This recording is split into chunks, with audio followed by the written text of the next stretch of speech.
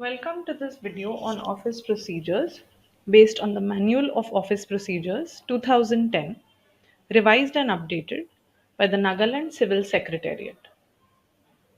In this video, we will be looking at the process of drafting of communications. This will include procedures for drafting, general instructions for drafting, authentication of government orders, addressing communications to officers by name, drafting of demi-official letters. Let's first start with procedures of drafting. No draft is required to be prepared in simple and straightforward cases or those of a repetitive nature for which standard forms of communication exist. Such cases may be submitted to the appropriate officer with fair copies of the communication for signature. It is not always necessary to await the approval of the proposed line of action, and the draft will be put up simultaneously along with the notes by the initiating level officer.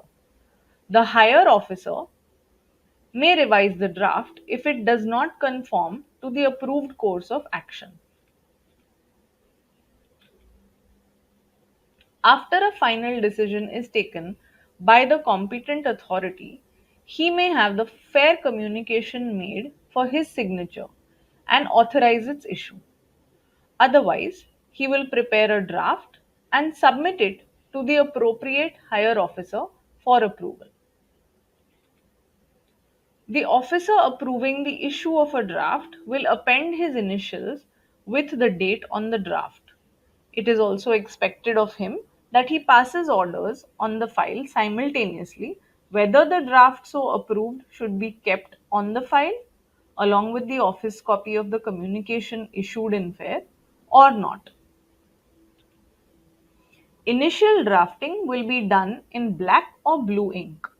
Modifications in the draft at the subsequent levels may be made in green or red ink by the officers so as to distinguish the corrections made. Procedures for drafting is now complete. We will now look at general instructions for drafting.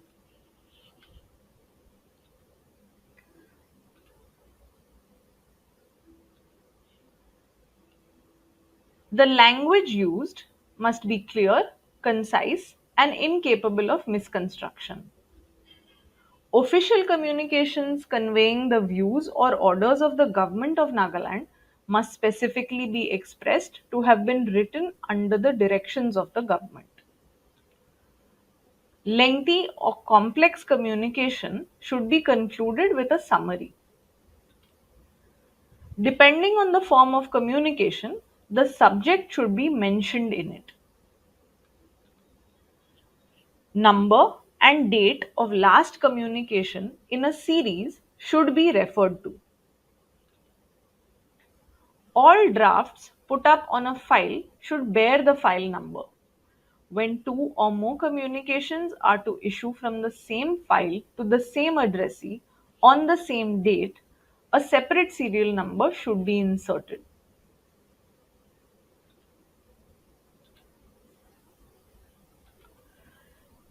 It is important to specify enclosures which are to accompany the fair copy clearly. Communication that contains enclosures that are important or valuable should have instructions about whether it should be sent through registered post or speed post or in an insured cover. A slip with the words draft for approval should be attached to the draft. If two or more drafts are put up on a file, the drafts as well as the slips attached thereto will be marked DFA1, DFA2, and so on. Drafts which are to issue as immediate or priority will be so marked under the orders of an officer not lower in rank than a section officer.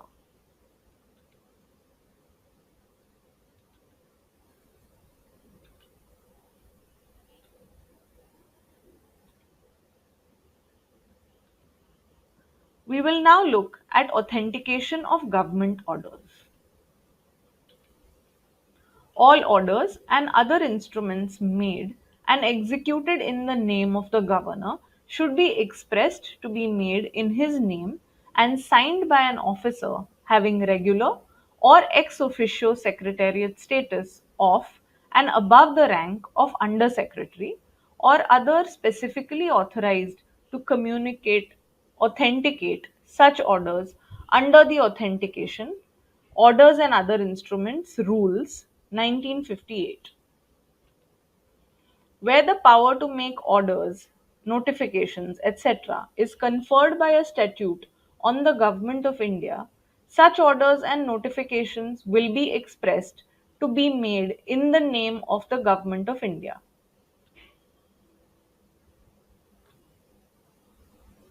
Let us now look at addressing communications to officers by name.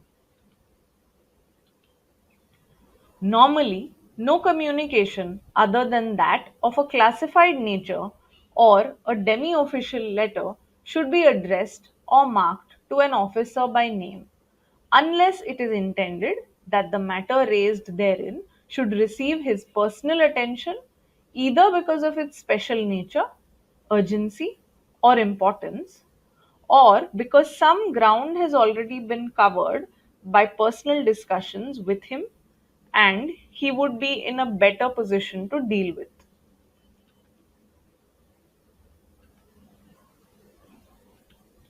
Finally, we will look at the drafting of demi official letters. In demi official letters, the style of writing should be direct, personal, and friendly. More usage of active voice is to be preferred. These letters should preferably not exceed one page. If the message to be conveyed is lengthy, it is better to condense it to one page in a few small divided paragraphs in a manner that holds the interest of the addressee. Such letters from any such officer authorized to write demi official letters will exhibit the state emblem in color.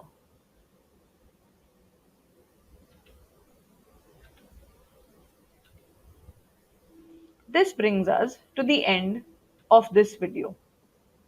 Thank you for watching this video on office procedures based on the Manual of Office Procedures 2010, revised and updated by the Nagaland Civil Secretariat.